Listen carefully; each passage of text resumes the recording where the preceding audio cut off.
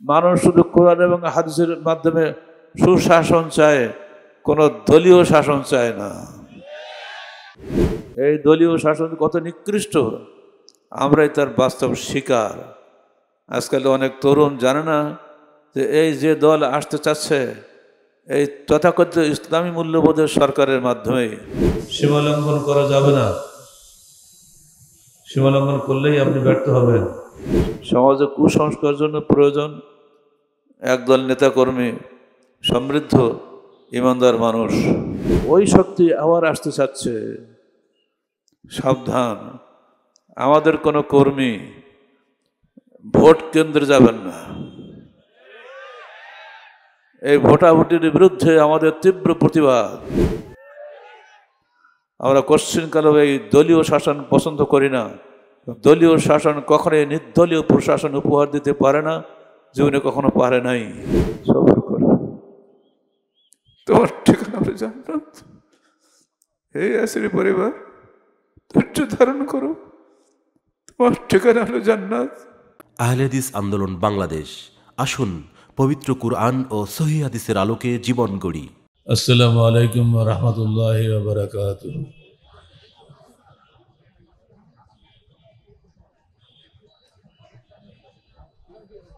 ইন্নাল হামদুলিল্লাহ নাহমাদুহু ওয়া নাস্তাঈনুহু ওয়া নাস্তাগফিরুহু ওয়া নু'মিনু বিহি ওয়া নাতাওয়াক্কালু আলাইহি ওয়া নাউযু বিল্লাহি মিন শুরুরি আনফুসিনা ওয়া মিন সাইয়্যাতি আ'মালিনা। من يهده الله فلا مضل له ومن يضلل فلا هادي له ونشهد أن لا إله إلا الله وحده لا شريك له. يا أيها الذين آمنوا اتقوا الله حق تقاته ولا تموتن إلا وأنتم مسلمون. يا أيها الناس اتقوا ربكم الذي خلقكم من نفس واحدة وخلق منها زوجها وبث منهما رجالا كثيرا ونساء واتقوا الله الذي تساءلون به والأرحام إن الله كان عليكم رقيبا. يا أيها الذين آمنوا اتقوا الله وقولوا قولا سديدا يصلح لكم أعمالكم ويغفر لكم ذنوبكم ومن يطع الله ورسوله فقد فاز فوزا عظيما. أما بعد فقد قال الله تعالى في الكلام المجيد بحسن بيانه الوجيز. أعوذ بالله السميع العليم من الشيطان الرجيم. بسم الله الرحمن الرحيم. فاستقم كما أمرت ومن تاب معك ولا تطغوا إنه بما تعملون بصير. ولا تركنوا إلى الذين ظلموا فتمسكم النار وما لكم من دون الله من أولياء ثم لا تنصرون. সূরা হুদ মক্কি 111-12 আয়াত।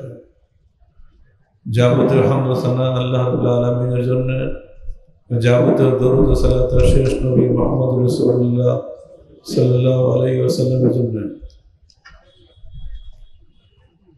রাসূলুল্লাহ সাল্লাল্লাহু আলাইহি ওয়াসাল্লাম যে দিনের দাওয়াত দিয়ে দুনিয়াতে এসেছিলেন, তিনি ছিলেন সেই দাওয়াতের বাস্তব রূপকার। তিনি তার নীতি ও আদর্শ ছিল অবিচল। দুনিয়াবি কোনো দুঃখ দুর্দশা তাকে কখনোই হেলাতে পারে নাই। সাংসারিক কষ্ট, প্রতিবেশীদের নির্যাতন, এমনকি পরপরে 15টি অপবাদ, 14টি হত্যা প্রচেষ্টা, সব কিছুকে ডিঙিয়ে তিনি যেভাবে দিনের দাওয়াতি কাজ করে গিয়েছেন, সে বিষয়গুলি আমাদের মনে রাখতে হবে।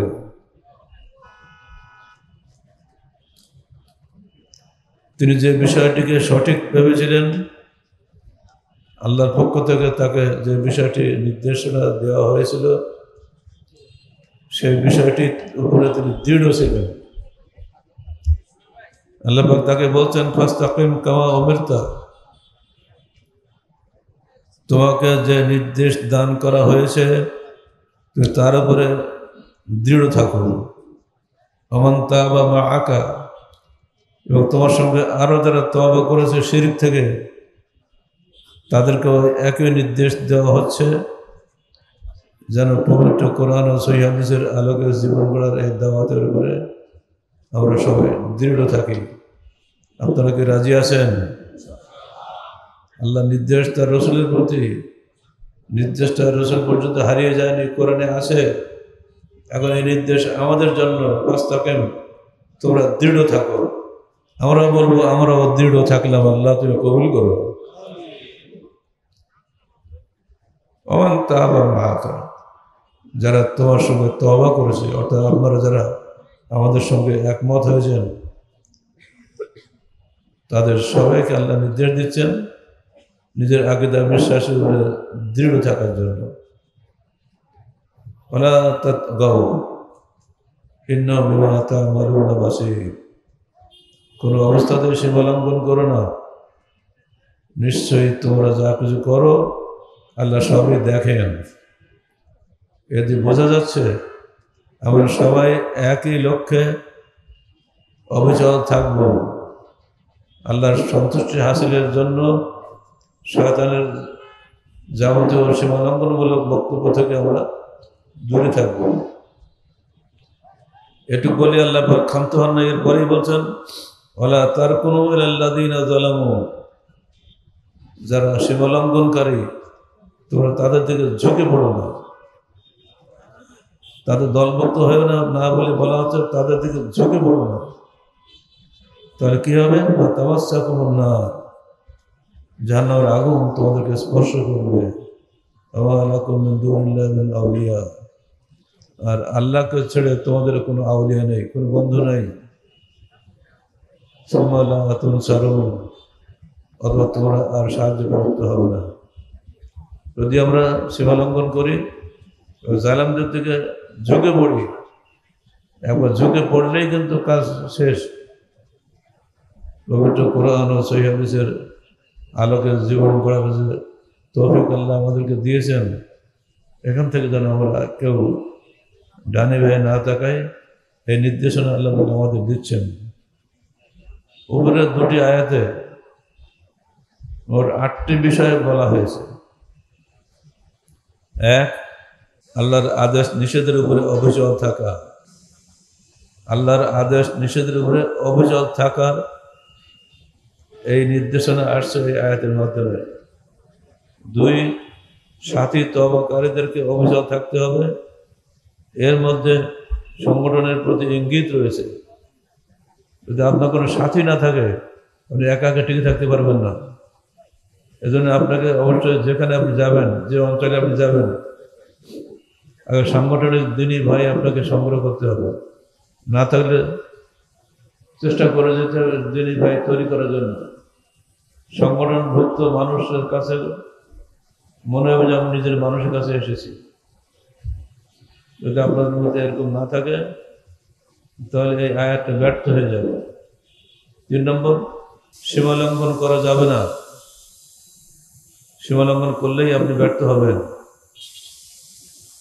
মোবাইল রেখে চলে যাচ্ছেন, মোবাইল ওখানেই থাকবে, কেউ হাত দিবে না, কেউ চুরি করবে না, কারোর জিনিস কেউ না বলে নিবে না। এরই নাম সংগঠন, এরই নাম একই ভাই, একই আকীদার একদল ভাইকে একত্রিত হওয়া।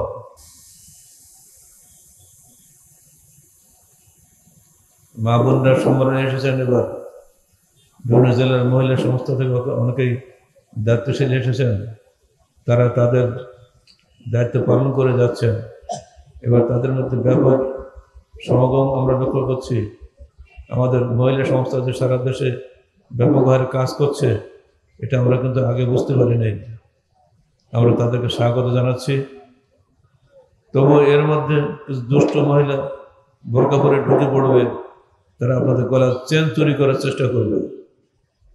আমাদের কানে খবর আসছে, আমাদের এই পুরুষ প্যান্ডেল থেকেও খবর আসছে অনেকের।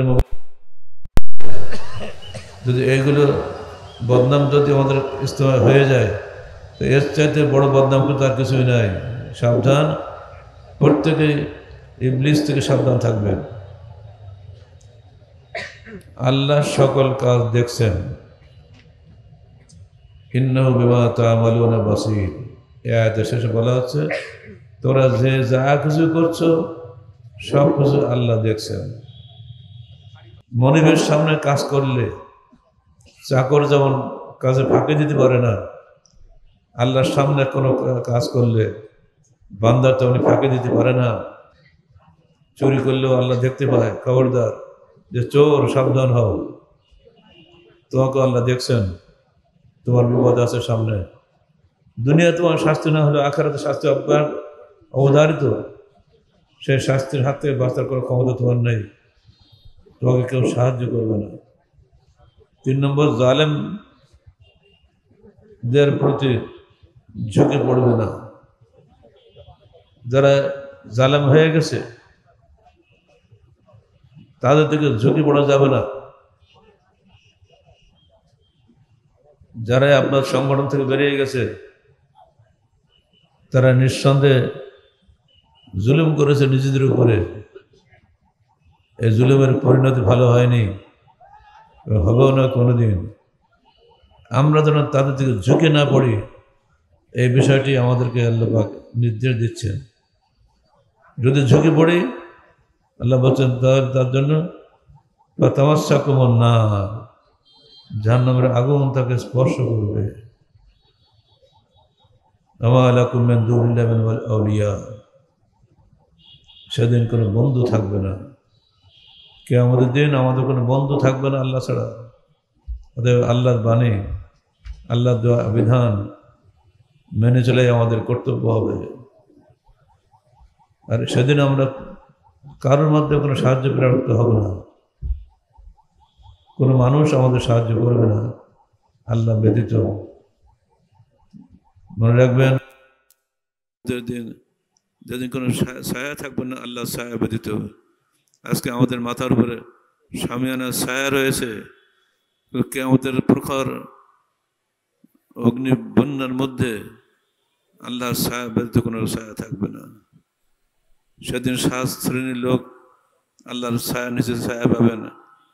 তার প্রথম হচ্ছে তারাই ইমামুন আদেল, ন্যায়নিষ্ঠ শাসক। আপনাদের আমির যদি ন্যায়নিষ্ঠ না হন, তাহলে তিনি হবেন সবচেয়ে বড় শাস্তি ভোগকারী ব্যক্তি। আর তিনি যদি ন্যায়নিষ্ঠ হন, তা তিনি সবার আগে আল্লাহ ছায়ার তলে ছায়া পাবেন। দোয়া করবেন আমাদের বিভিন্ন জেলায় যে সমস্ত নেতাকর্মী আছেন, আপনারা কেউ যেন ন্যায়নিষ্ঠ না হয়ে তার বিপরীত হবেন না। নিজ কর্মীদের সঙ্গে ন্যায়নিষ্ঠার সাথে কাজ করবেন। কারোর প্রতি বেশি আকর্ষণ, কারোর প্রতি অনুরাগ এবং বিরাগ রেখে কোনো কাজ করবেন না। ন্যায় বিচার করবেন, ন্যায়নিষ্ঠার সঙ্গে সংগঠন পরিচালনা করবেন। 2 নম্বর, শাবুন নাশা ফি ইবাদাতিল্লাহ। আমাদের সংগঠনের যুবকরা থাকবে, তারাই হলো ব্যাকবোন অফ সোসাইটি, সমাজের মেরুদণ্ড। তারা যদি শক্ত না হয়, তাহলে আমাদের সংগঠন এমনিতেই অচল হয়ে যাবে। যুবকদের সঙ্গে সবসময় সুন্দর আচরণ করবেন। যারা যৌবন কালটাকে আল্লাহর পথে ব্যয় করেছে তারা সেদিন কিয়ামতের দিন আল্লাহ ছায়া তলে ছায়া পাবেন। ওয়ারাজুলানি ইজতামা আলাইহি ওয়া তাফাররাকা আলাইহি, দুই বন্ধু যারা সির্ফ আল্লাহর জন্য পরস্পর মিলিত হয়েছে এবং আল্লাহর জন্য পরস্পর থেকে বিচ্ছিন্ন হয়েছে। আল হুব্বু ফিল্লাহ আল বুগযু ফিল্লাহ, আল্লাহর জন্য পরস্পরের মহব্বত করা, আল্লাহর জন্য পরস্পর থেকে বিচ্ছিন্ন হওয়া, এ অত্যন্ত দুর্লভ গুণ। এই গুণ আমাদের হাসিল করতে হবে। যৌবনকালে পদস্খলনের জন্য আরেকটি হলো নারীদের প্রতি আগ্রহ। যদি কোনো যুবক কোনো নারীদের প্রতি আগ্রহী হয়ে ওঠে তার পতন অনিবার্য। সাবধান, ওই নারী তোমার ভোগ্য নয়, তোমার স্ত্রী ব্যতীত আর কেউ তোমার কাছে আসতে পারবে না। যদি তুমি একবার পদস্খলন ঘটে যাও তোমার জাহান্নাম অবধারিত। এমনি করে পরস্পরে আমরা আল্লাহর ছায়া তলে ছায়া পাওয়ার আকাঙ্ক্ষা নিয়ে কাজ করে যাব, তাহলে আমরা আল্লাহর সাহায্য প্রাপ্ত হব, আর নইলে আল্লাহর সাহায্য প্রাপ্ত হব না। বন্ধুরা আমার, শত জুলুমের মধ্যেও আজকে মিয়ানমারের রোহিঙ্গারা জালেমদের প্রতি ঝুঁকে পড়েনি। শুধু মুসলমান হওয়ার কারণেই তাদেরকে তাদের স্বদেশ থেকে বহিষ্কৃত হয়ে বাংলাদেশে বসবাস করতে বাধ্য হয়েছে। তাদেরকে যথেষ্ট চাপ দেওয়া হয়েছে, কিন্তু তারা ইসলাম ছাড়েনি। তারা আজকে বাংলাদেশে আশ্রিত। তাদের পক্ষে বিশ্ব সমাজ সঠিক দায়িত্ব পালন করছে না। বাংলাদেশের উপরে 2017 সাল থেকে আজকে 8 বছর এখানে তারা বসবাস করছে, যদিও তারা নিজ দেশে যাওয়ার জন্য উদ্গ্রীব। ঠিক একইভাবে ফিলিস্তিনের মুসলমানেরা আগ্রাসী ইহুদিদের দিকে ঝুঁকে পড়েনি। আর সে কারণেই আজকে ইহুদি নাসারা পরাশক্তির কাছে তাদেরকে চূড়ান্তভাবে নির্দেশ দেওয়া হয়েছে 15 ফেব্রুয়ারির মধ্যে গাজা থেকে চলে যাওয়ার জন্য, নইলে সেখানে জাহান্নাম সৃষ্টি করা হবে। বর্তমান প্রেসিডেন্ট ডোনাল্ড ট্রাম্প এই হুমকি দিয়েছে। যদি এই হুমকি কার্যকর হয় ফিলিস্তিনদের অবস্থাটা কেমন হবে একবার চিন্তা করুন। একটাই তো তাদের অপরাধ যে তারা মুসলমান। এই বিপদ আমাদের উপরেও আসতে পারে, কারণ পাশে আর এক পরাশক্তি আমাদের আছে। তারা নিজেদের দেশে উত্তরপ্রদেশে মুসলমানদের বাড়িঘর বুলডোজার দিয়ে গুড়িয়ে দিচ্ছে শুধু ইসলামের কারণে। তবুও মানুষ ইসলাম ছাড়ছে না। ফাস্তাকিম কামা উমিরতা, আল্লাহ বলছেন তোমাকে যে নির্দেশ দেওয়া হয়েছে তুমি তার উপরে দৃঢ় থাকো।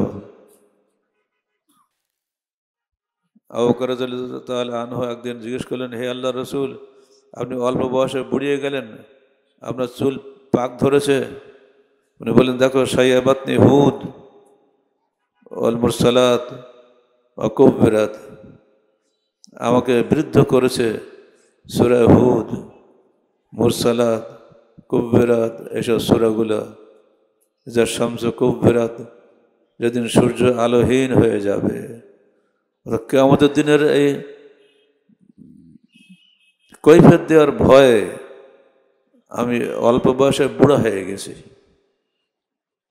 আমাদের মধ্যে এই অনুভূতি, এই দায়িত্বানুভূতি যত তীব্র হবে ততই আমাদের মধ্যে কিয়ামতের ভয় বৃদ্ধি পাবে। সমাজে কুসংস্কারের জন্য প্রয়োজন একদল নেতাকর্মী, সমৃদ্ধ ইমানদার মানুষ। সাধারণ মানুষ সবসময় নেতার অনুসরণ করে। আপনার যারা নেতা কর্মী আছেন তারা যদি সমাজকে সঠিক পথে পরিচালিত করেন তাহলে এই সমাজ পরিবর্তন হয়ে যাবে।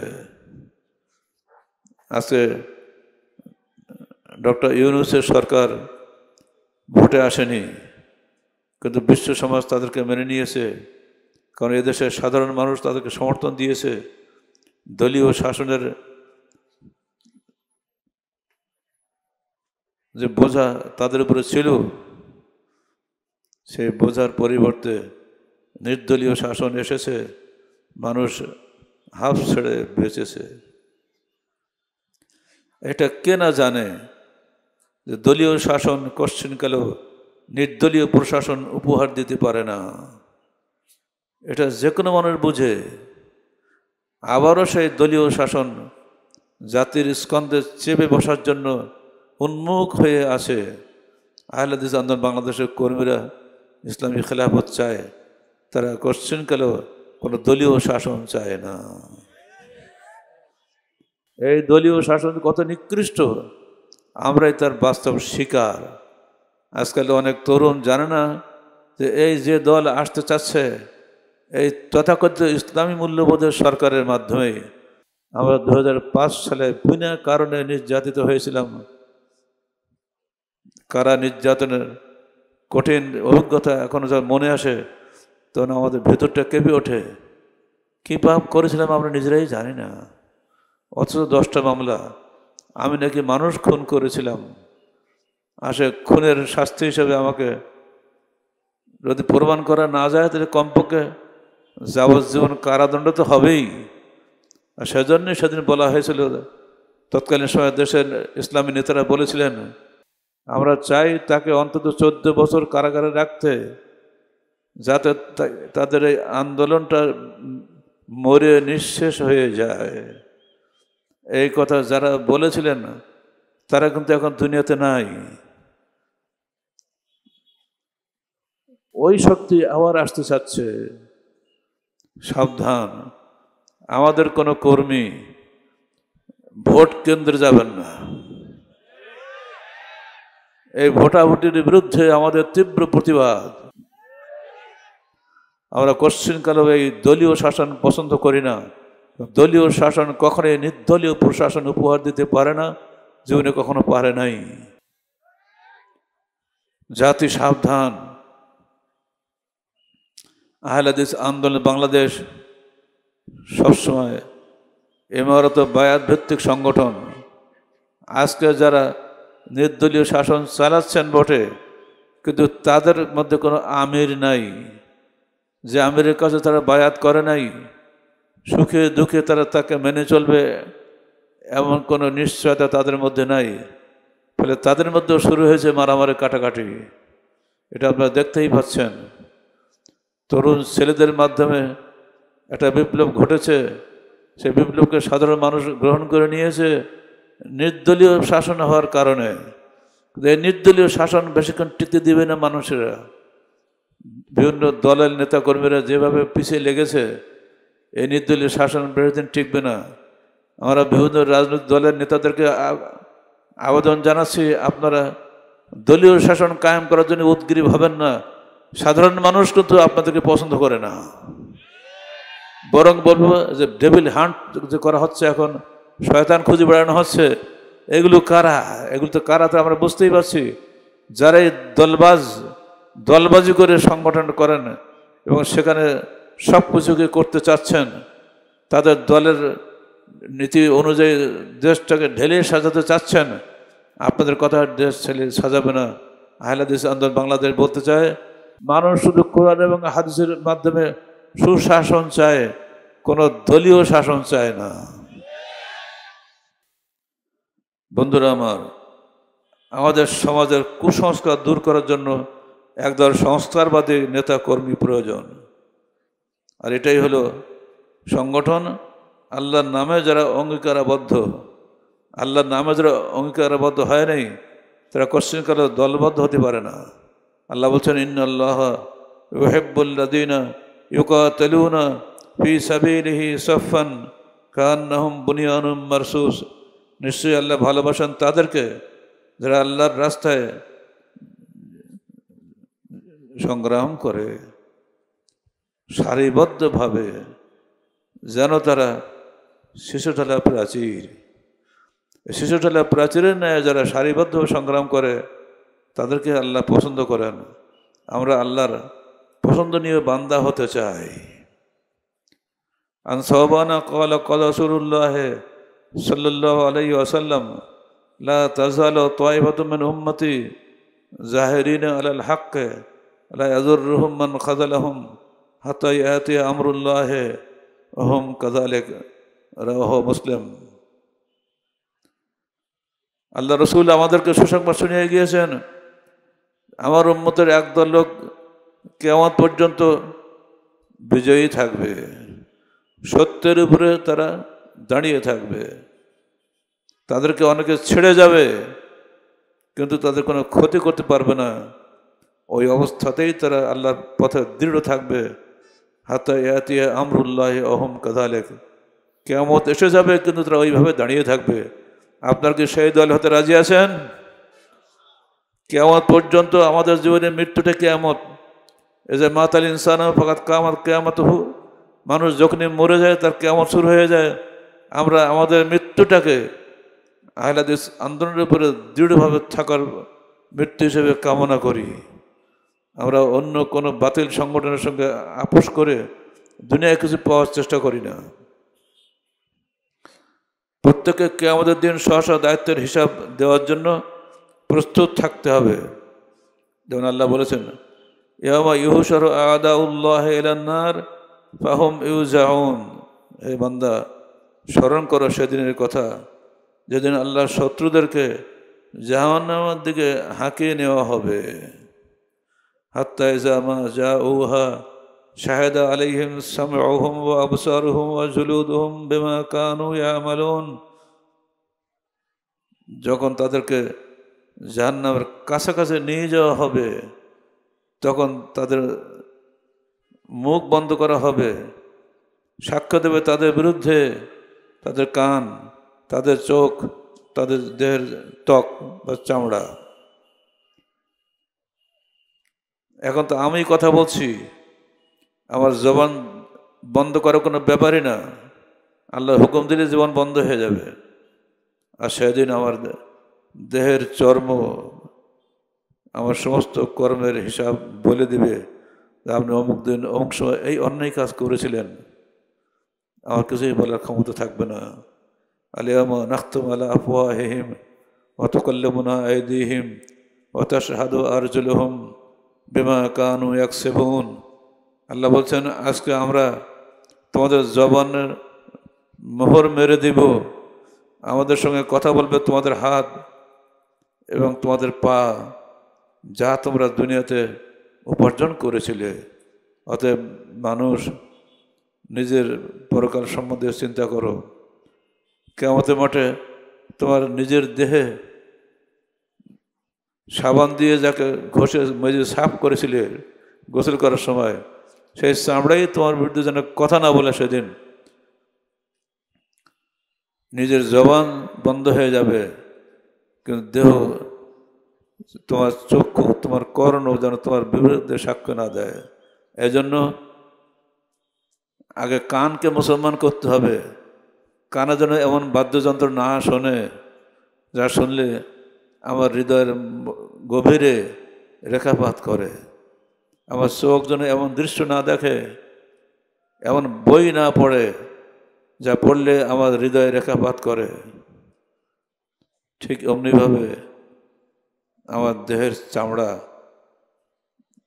যেন আমার বিরুদ্ধে সাক্ষী না দেয়, কারণ দেহকে বাদ দিয়ে আমি কোথাও যেতে পারি না।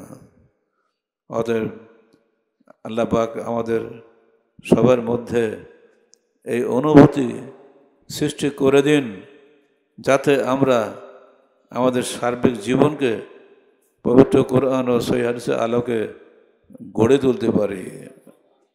আল্লাহ, তুমি আমাদেরকে সার্বিক জীবনের পবিত্র কোরআন ও সহিহ হাদিসের বিধান মেনে চলার তৌফিক দান করো। হে আল্লাহ, দূর অতীতে কুরাইশদের যে দৃশ্য আমরা দেখেছি, গরিব মানুষ নিগ্র বেলাল বিন রাবাহ, অথচ আবু বকর সিদ্দিক তাকে মুক্ত করে দেবেন।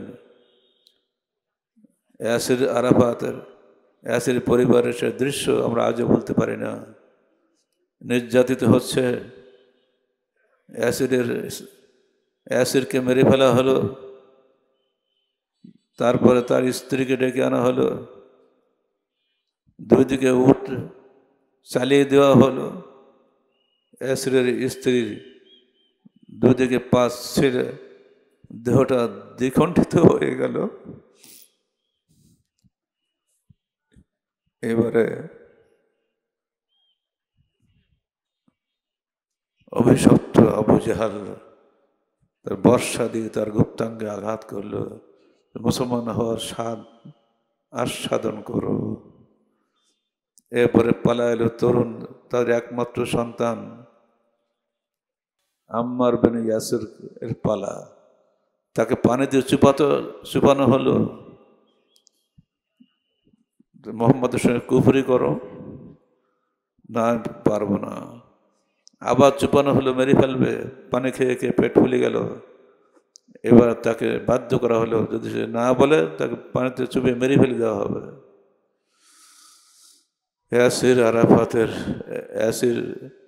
আম্মার বিন ইয়াসির এই কঠিন কষ্টের মধ্যে বাঁচার জন্য তিনি মুহাম্মদের সঙ্গে কুফরি করলেন। কাফেররা তাকে ছেড়ে দিল। তিনি ছাড়া পেয়ে এক দৌড়ে চলে গেলেন আল্লাহ রসুলের দরবারে। হে আল্লাহ রসুল, আমি কুফরি করেছি, আমাকে ক্ষমা আছে। আল্লাহ রসুল চুপ থাকলেন। আয়াত নাজিল হলো, সূরা হুদ 106 আয়াত।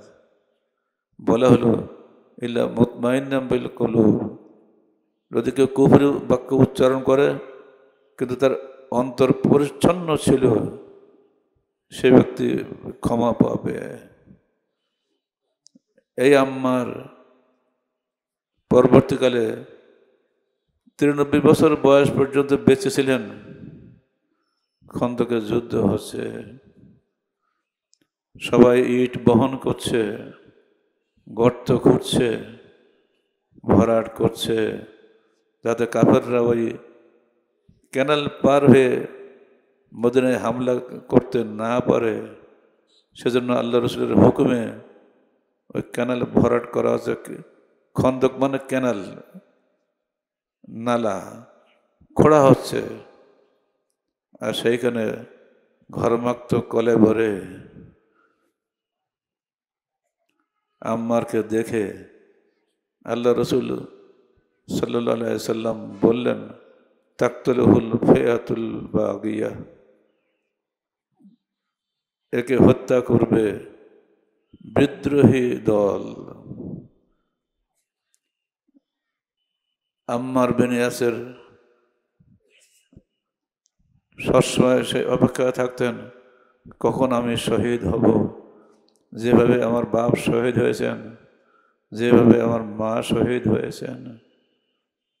আল্লাহ রসুল একদিন যাচ্ছেন রাস্তা দিয়ে, নির্যাতন চলছে তখন ইয়াসির পরিবারের উপরে। সেখানে তিনি বলছেন তাদের দিকে তাকিয়ে, নির্যাতিত পরিবারের দিকে তাকিয়ে বলছেন, সাবরান আলা ইয়াসির ফাইন্না মাওইদাকুমুল জান্নাহ। হে ইয়াসির পরিবার, সবর করো, তোমার ঠিকানা হলো জান্নাত। হে ইয়াসির পরিবার, ধৈর্য ধারণ করো, তোমার ঠিকানা হলো জান্নাত। তোমার বাপ মা চলে গেছে এইভাবে, আমিও শহীদ হয়ে মরতে চাই। যুদ্ধ শুরু হয়েছে আলী ও মুআবিয়ার মধ্যে, সিফফিনের যুদ্ধ। উনি সবাইকে বললেন, তোমরা আলীর পক্ষে থাকো, আলী হকের উপরে আসেন, আমিও থাকছি। যুদ্ধে গেলেন, তিনি নিহত হলেন। অর্থাৎ আলী নিজে তার জানাজায় পড়ালেন। তিনি বললেন সেদিন জানাজায়, তুমি নির্যাতিত বাপ মায়ের সন্তান, তুমি সারা জীবন তুমি দিনে হকের জন্য নির্যাতিত হয়েছ।